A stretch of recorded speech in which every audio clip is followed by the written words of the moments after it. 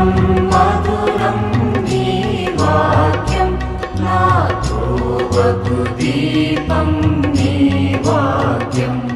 యేసు నామంలో మీకు శుభములు సమృద్ధిగా కలుగునుగాక.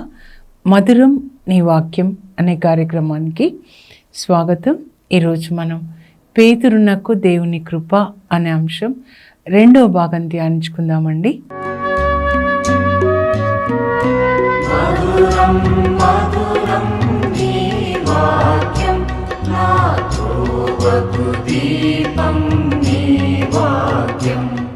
ఈరోజు అపోస్తుల కార్యాలు 1వ అధ్యాయం నుండి 12 వరకు చూద్దామండి. దేవుడు ఏ విధంగా పేతురుని వాడుకున్నారో, కడరా భోజన సమయంలో యోహాను సువార్త 14లో 12వ వచనం ప్రభు అంటారు, నన్ను విశ్వసించువారు నేను చేయు క్రియలు నాకంటే గొప్ప క్రియలు చేస్తారని. యేసు ప్రభు యొక్క ఈ వాక్యము పేతురులో నెరవేరుతుందండి. యేసు ప్రభు తాకిన వాళ్ళందరికీ స్వస్థత, ఆయనను తాకిన వాళ్ళకి స్వస్థత. అయితే పేతురు విషయంలో ఆయన నీడ పడితే కూడా స్వస్థత అన్నమాట. అపోస్తుల కార్యాలు 5వ అధ్యాయం 15 మనం చూస్తే పేతురు నడుస్తున్నప్పుడు కనీసం ఆయన నీడ పడగలదను ఆశతో అందరూ కూడా రోగులని తీసుకొని వచ్చి పేతురు నడుస్తున్న రోడ్డుకి ఇరువైపులా ఉంచేవాళ్ళంట. అప్పుడు పేతురు నీడ పడిన వారందరూ కూడా స్వస్థత పొందారు అని రాయబడి ఉంటుంది.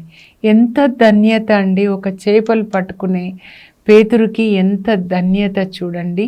యేసు ప్రభుని అంతగా ప్రేమించాడు. యేసు ప్రభు యొక్క మాటల్ని ఆయన విధేయించాడనమాట. ఇంకా మనం మత్తయి సువార్తలో 3 విషయాలు కూడా ధ్యానించుకోవాలండి. ఒకటి, తాబోరు పర్వతం మీద యేసు ప్రభు తన దివ్య రూప ధారణను చూపించినప్పుడు పేతురు, యోహాను, యాకోబు ముగ్గురు ఉంటారనమాట. యేసు ప్రభు 100% హ్యూమన్ అండ్ 100% డివైన్ అన్నమాట. సో ఇక్కడ మనిషిలాగా ఉన్నాడని వడ్రంగి కుమారుడు అనుకుంటారు, కానీ ఆయన దేవుని యొక్క కుమారుడు. తన డివైన్ నేచర్ని వాళ్ళకి చూపిస్తాడనమాట దివ్య రూపధారణ. అలాగే గెత్సెమనే తోటలో ప్రార్థించుకునే సమయంలో కూడా వీళ్ళ ముగ్గురిని తనతో పాటు తీసుకెళ్ళి, నాతో పాటు 1 గంట మీరు ప్రార్థించండి అని అడుగుతాడు. కానీ అక్కడ వాళ్ళకి నిద్ర మత్తు ఆవరించి నిద్రపోతారండి.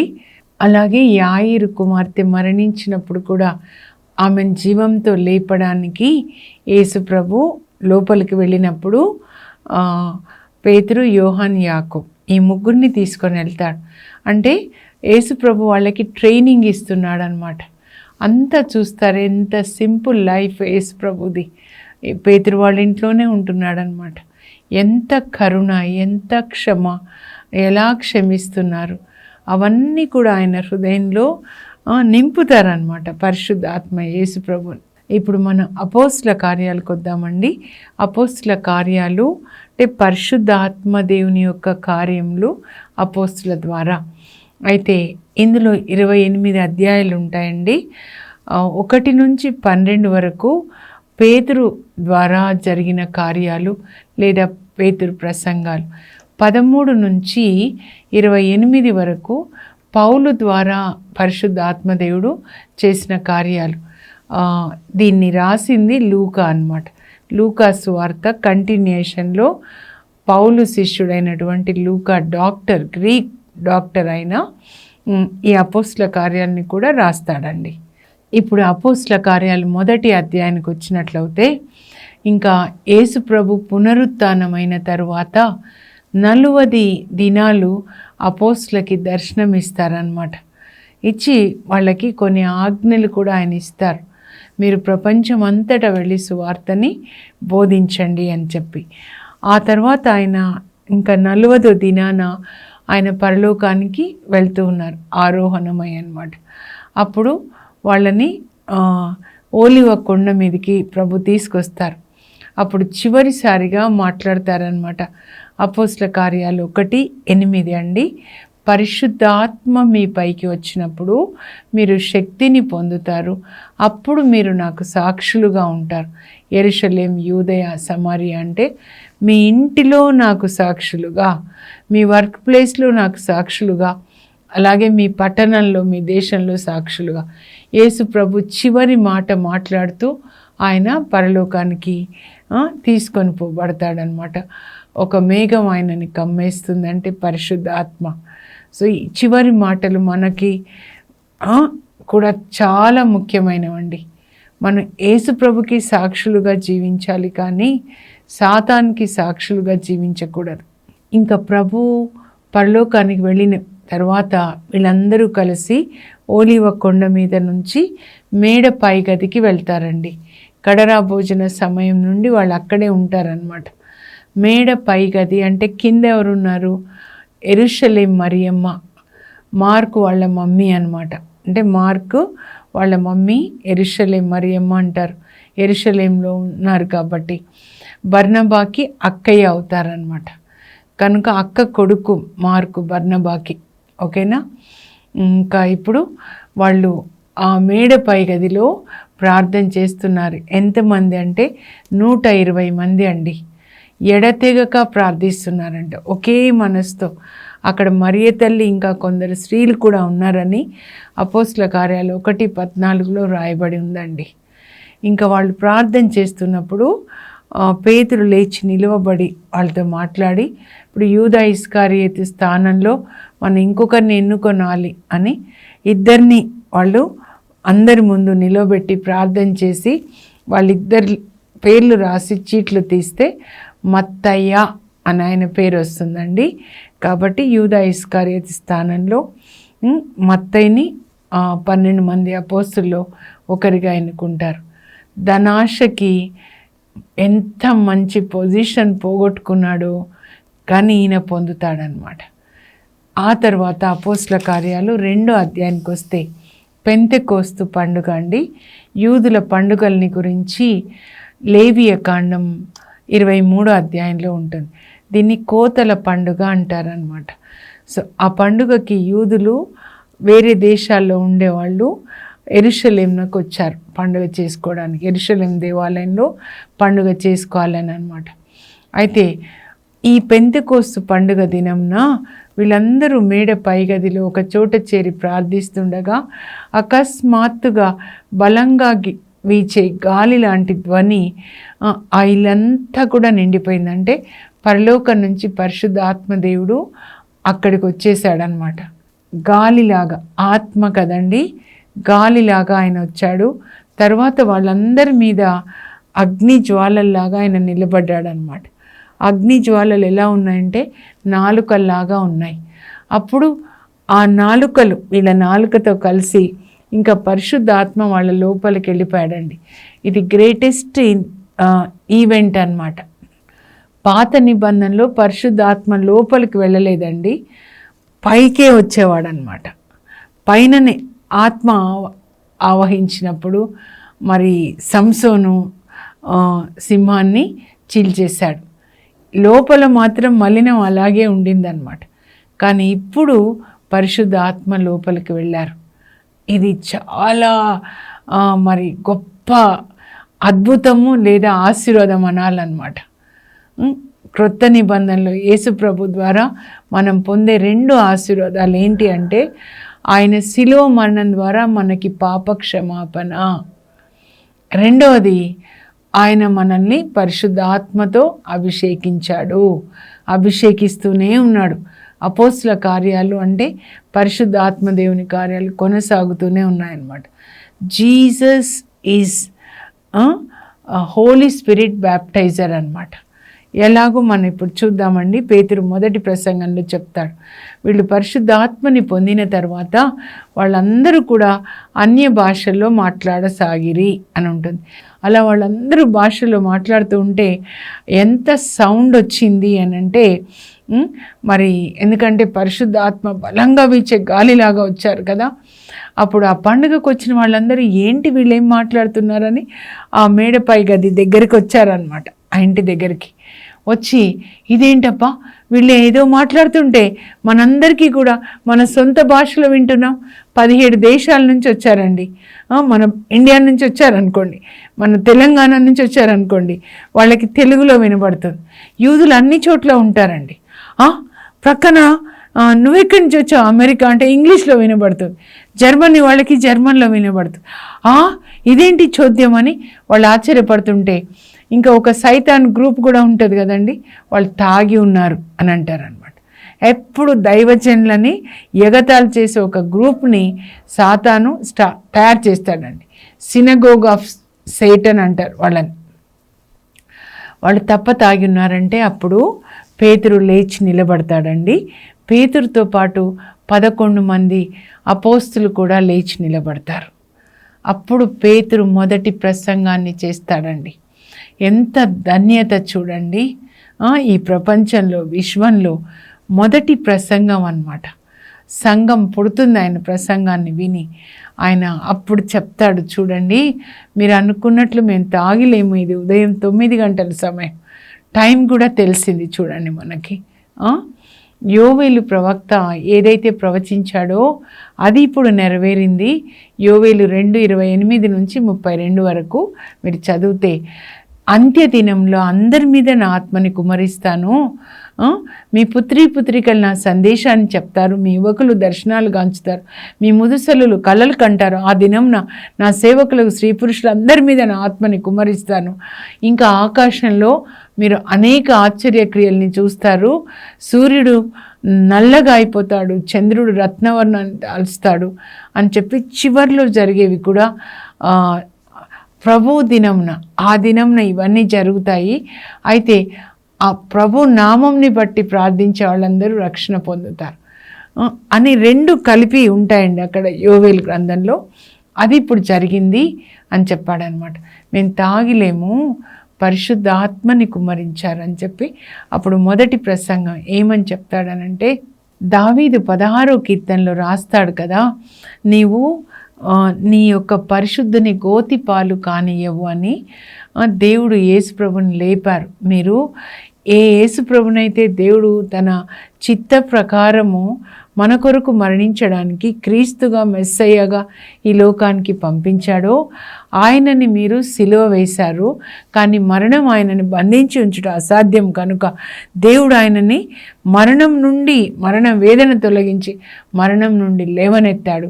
ఆ విషయాన్ని దావీదు రాస్తాడు, నీ పరిశుద్ధుని నీవు గోతిపాలు కానియవు అని చెప్పి. ఇంకా ఏమని రాస్తాడు అనంటే, దేవుడు యేసుప్రభుని మరణం నుండి లేవనెత్తి తన కుడి ప్రక్కన కూర్చుండబెట్టుకున్నారు. ఇప్పుడు ఆయన దేవుని కుడి ప్రక్కకు చేర్చబడి ఇప్పుడు మీరు చూస్తున్నారు, వింటున్నారు చూడండి. ఆ పరిశుద్ధ ఆత్మని యేసు ప్రభు కుమ్మరించాడు. జాగ్రత్తగా మనం వినాలి. హోలీ స్పిరిట్ బ్యాప్టైజర్ అన్నమాట జీసస్. పరలోకానికి వెళ్ళి తండ్రి కుడి ప్రక్కన కూర్చొని ఇప్పుడు మీరు చూస్తున్నా వింటున్నా ఈ పరిశుద్ధ ఆత్మని మా మీద కుమ్మరించాడు. అంతేకాదు దావీదు రాస్తాడు కదా 110వ కీర్తన 1వ వచనంలో, నేను నీ శత్రువులను నీ పాదపీఠంగా చేసే వరకు నీవు నా కుడి ప్రక్కన కూర్చో అని ప్రభు నా ప్రభువుతో పలికెనో, తండ్రి తన కుమారునితో పలికాడు. అలాగే కూర్చోబెట్టుకున్నాడు తండ్రి కుమారుణ్ణి. ఆ శత్రువులందరినీ కూడా ఇప్పుడు తన పాదపీఠంగా చేశాడనమాట. సో ఇదంతా జరిగింది. ఎవరినైతే దేవుడు మెస్సయ్యగా క్రీస్తుగా ఈ లోకానికి పంపించి ఆయన ద్వారా అద్భుతాలు చేయించాడు, కానీ మీరు ఆయనని చంపారు అన్నప్పుడు వాళ్ళు చాలా వేదన పడతారండి. అయ్యో మెస్సయ్యానా మేము సిలువ వేశాం, క్రీస్తునా మేము సిలువ వేశాం, దేవుడు పంపించిన మెస్సయాన్ని సిలువ వేశాం. వాళ్ళకి ఎంత వేదన అంటే తీవ్ర ఆవేదనతో ఇప్పుడు మేమేం చేయాలి? అప్పుడు పేతురు అంటారు, మీరు హృదయ పరివర్తన చెందండి, మీరు బాప్తిస్మం తీసుకొనండి, అప్పుడు దేవుని వరమగు పరిశుద్ధ ఆత్మని మీరు పొందుతారు.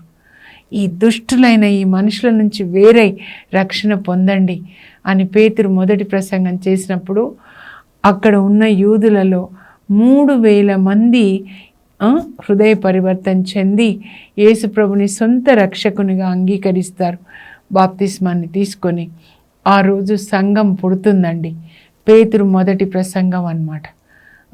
ఆ తర్వాత చూడండి, ఆ రక్షణ పొందిన 3,000 మంది, అంటే 3,000 కుటుంబాలు అన్నమాట, 3,000 మంది పురుషులు, వాళ్ళందరూ ఎలా జీవిస్తున్నారు అనేది చాలా ముఖ్యమైనదండి. 2వ అధ్యాయంలో 43వ వచనం నుంచి ఉంటుందన్నమాట. వాళ్ళందరూ కూడా కలిసి ఒక కుటుంబంలాగా జీవిస్తున్నారు. వాళ్ళకున్నది ఒకరితో ఒకరు పంచుకుంటున్నారు. వాళ్ళ స్థిరచర ఆస్తులు అమ్మి అపోస్తుల దగ్గర తీసుకొని వస్తుంటే అపోస్తులు ఎవరి అవసరాలకి తగినట్టుగా పంచిపెడుతున్నారు. ఇది నాది అని ఎవరు చెప్పుకోవట్లేదంట. అది అండి, పరిశుద్ధాత్మని పొందినప్పుడు మనకి ప్రేమ వస్తుంది, అలాగే ఐక్యత వస్తుంది. మనందరం కూడా యేసుప్రభు శరీరంలో ఒక్కొక్క అవయవంలాగా ఒకరికొకరు సహాయం చేసుకుంటాం అన్నమాట. ఈ ప్రేమ ఐక్యత అనే పునాది మీద ఆదిమ సంఘం కట్టబడింది. అలాగే అది కొనసాగాలండి.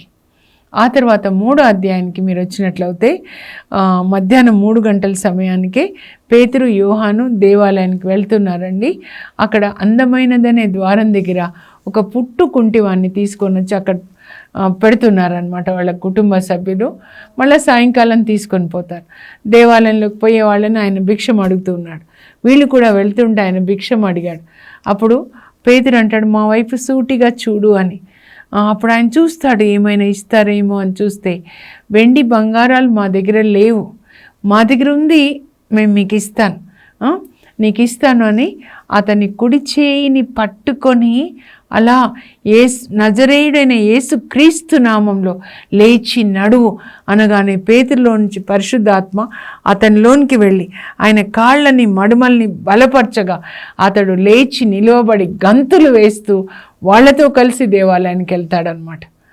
ఇది అండి, దీని కొరకు ప్రభు మనల్ని పిలిచారనమాట. అప్పుడు ఇంకా లోపల గంతులు వేస్తూ దేవుని స్తుతిస్తున్నాడు, హల్లెలూయా స్తుతి మహిమ అని. వాళ్ళతో పాటు చేతులు పట్టుకొని పాడుతూ ఉంటే అందరికీ ఎంత ఆశ్చర్యం అన్నమాట.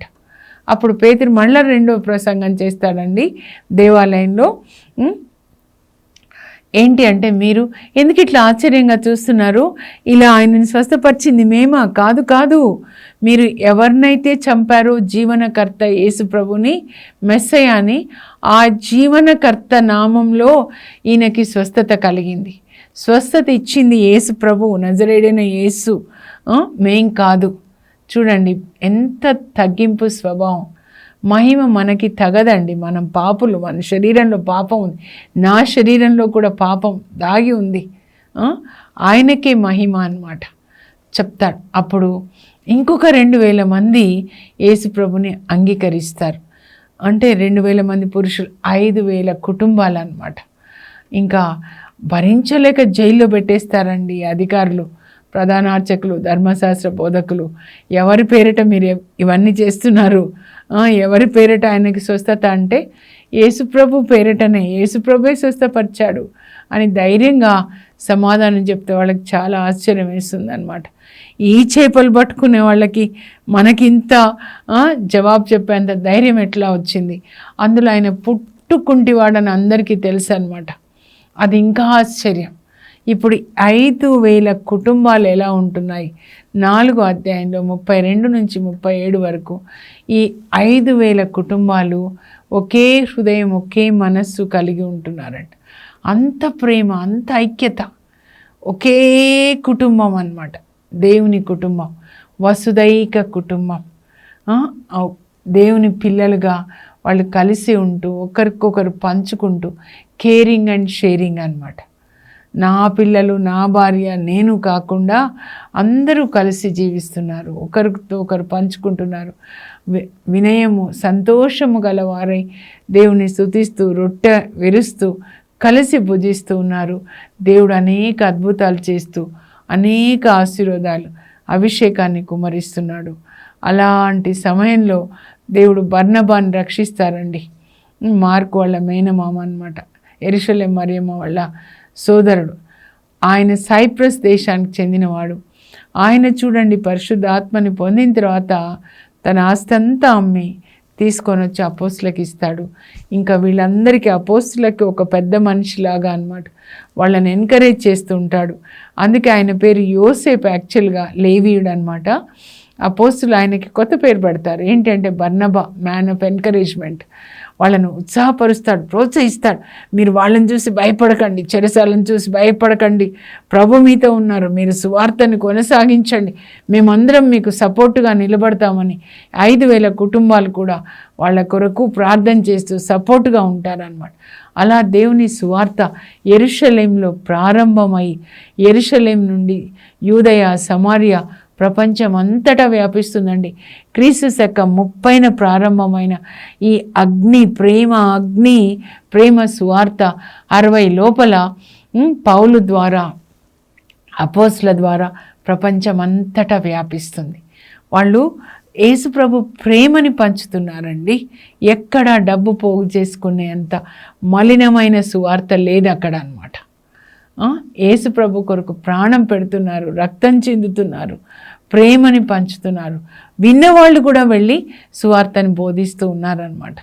అందుకే సౌలు హింసిస్తూ ఉన్నప్పుడు అక్కడ యెరూషలేంలో ఇంకా స్టీఫెన్ని చంపిన తర్వాత 7వ అధ్యాయంలో అపోస్తులు తప్ప మిగతా విశ్వాసులందరూ యెరూషలేం నుంచి వాళ్ళు చెల్లా చెదరైపోయినారంట. కొంతమంది యాంటియోకియాకి వెళ్ళి అక్కడ సువార్త బోధిస్తారు, కొంతమంది సమారియాకి వెళ్తారు. ఇంకా సమారియాకి ఫిలిప్పును కూడా ప్రభు తీసుకెళ్తారు. 12 మంది అపోస్తులు ఒకరు అనమాట. అక్కడ ఫిలిప్పు సమారియాలో సువార్తని బోధిస్తుంటే సమరీయులు చూడండి, ఇంతకుముందు అక్కడికి వెళ్ళారు కదా వీళ్ళు, కానీ ఇప్పుడు పరిశుద్ధాత్మ తీసుకెళ్తున్నాడు. అంటరాని వాళ్ళు వీళ్ళు అని తేడా లేదండి, అందరూ దేవుని బిడ్డలే భూమి మీద ఉన్నవాళ్ళు. ఆయన బోధిస్తుంటే ప్రజలు సావధానంతో వింటూ యేసు ప్రభుని గురించి తెలుసుకుంటున్నారు. లోకరక్షకుడు మెస్సయ్య మన కొరకు వచ్చాడు, మన కొరకు మరణించాడు, ఆయన పునరుత్థానం ద్వారా మనకి పునరుత్థానం, పరలోకంలో మనకి ఇల్లు కట్టి మళ్ళా వచ్చి మనల్ని తీసుకెళ్తాడు అని బోధిస్తూ ఉంటే వాళ్ళు వింటూ ఉన్నారు. అనేక మంది యేసుప్రభుని అంగీకరిస్తారు. వింటున్నప్పుడు దయ్యాలు బిగ్గరగా అరుస్తూ వెళ్ళిపోయినాయంటండి. అమ్మా, అప్పుడు యెరూషలేంలో ఉన్న పేతురు అపోస్తులకి ఈ విషయం తెలుస్తుంది. అక్కడ ఉన్నటువంటి అపోస్తులు పేతురు, యోహాను ఇద్దరిని పంపిస్తారు సమరియాకి. అక్కడ విశ్వాసులందరి తలల మీద వాళ్ళు చేపెట్టి ప్రార్థిస్తే వాళ్ళందరూ పరిశుద్ధ ఆత్మని పొందుకుంటారండి. అపోస్తుల కార్యాలు 8:14 అనమాట. మీరు బాగా చదవండి మీకు కూడా అదే జరుగుతుంది అనమాట. ఇంకా 9వ అధ్యాయానికి వచ్చినట్లయితే అక్కడ లిద్దాలో ఉంటాడండి పేతురు. మీరు మ్యాప్ చూస్తే మధ్యధరా సముద్రాన కొంచెం లోపలికి యోప్పా మధ్యధరా సముద్ర తీరాన్ని ఉంటుంది. అక్కడి నుంచి ఒక 10 కిలోమీటర్స్ అనమాట లిద్దా. అక్కడ పేతురు బోధిస్తూ ఉంటాడు. ఒక ఆయన 8 సంవత్సరాల నుంచి పక్షవాతం అండి. అయితే ఆయన వింటూ ఉంటాడు సువార్తని.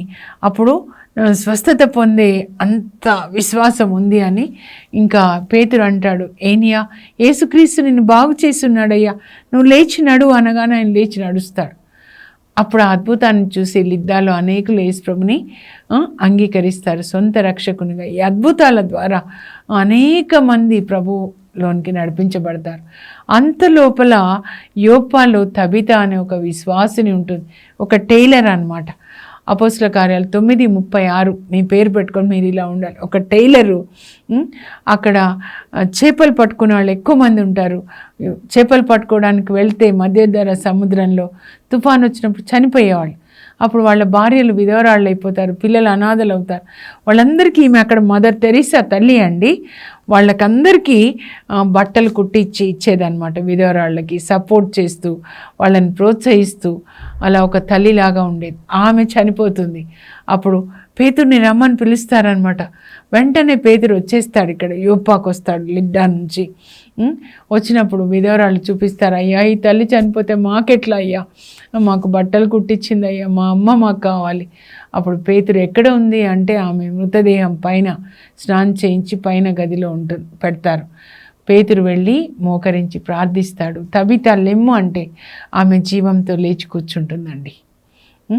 అప్పుడు అక్కడంతా కూడా తబితా, మరణించిన తబితా జీవంతో లేచింది, లేపబడింది పేతురు ప్రార్థన ద్వారా అని విని అనేకులు యేసుప్రభుని అంగీకరిస్తారు.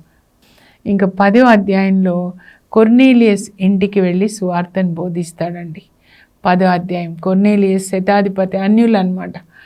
చాలామంది వస్తారు అక్కడ, అన్యులందరూ. అప్పుడు ఆయన సువార్తని బోధిస్తూ ఉన్నప్పుడు ఒక మంచి మాట చెప్తాడు 10:34లో.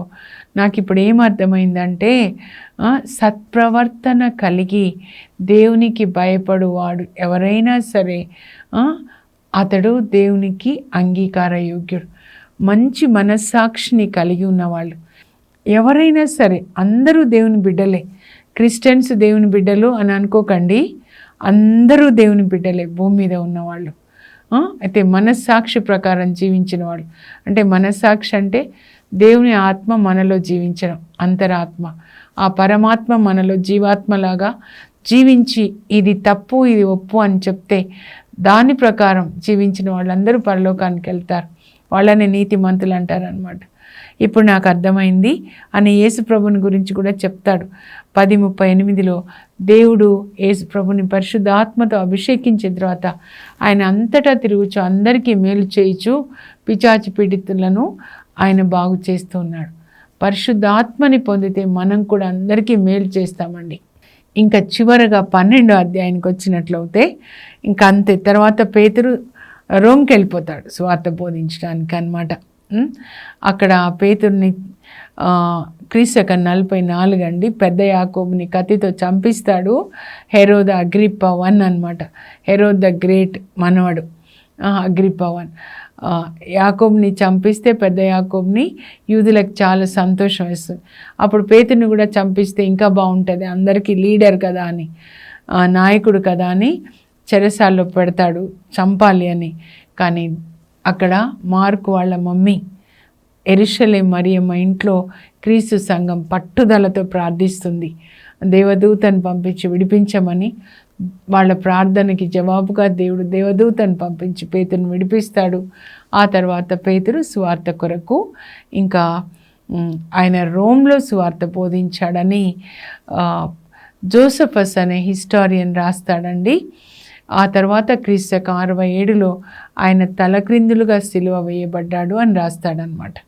అక్కడ నీరో చక్రవర్తి గార్డెన్స్లో వాటికన్ కొండ మీద తలక్రిందులుగా సిలువ వేయబడతాడు.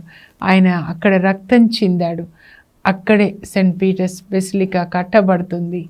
పరిశుద్ధ తండ్రి గారి రెసిడెన్స్, పాపు గారి రెసిడెన్స్ అక్కడే ఉంటుందన్నమాట. పౌలు కూడా అక్కడే గొడ్డలితో నరకబడతాడండి. ఇద్దరు క్రీస్తు సంఘానికి మూల స్తంభాలు రక్తం చిందారు కాబట్టి మనకది హెడ్ క్వార్టర్స్గా ఉంది అన్నమాట. ఈ పేతురులాగా పౌలులాగా దేవుణ్ణి మహిమపరచడానికి మనం జీవించాలండి. ప్రార్థన చేసుకుందాం. పరలోకపు మా తండ్రి, మీ పరిశుద్ధ నామమునకు స్తోత్రం కలుగును గాక.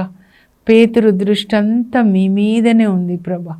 కుడి ఎడమకి వెళ్ళకుండా మీరు ఎలా జీవించారు, ఎలా వాక్యాన్ని బోధించారు, ఎలా అద్భుతాలు చేశారు, ఎలా దయ్యాల్ని వెళ్ళగొట్టారు, మరణించిన వాళ్ళని జీవంతో లేపారు.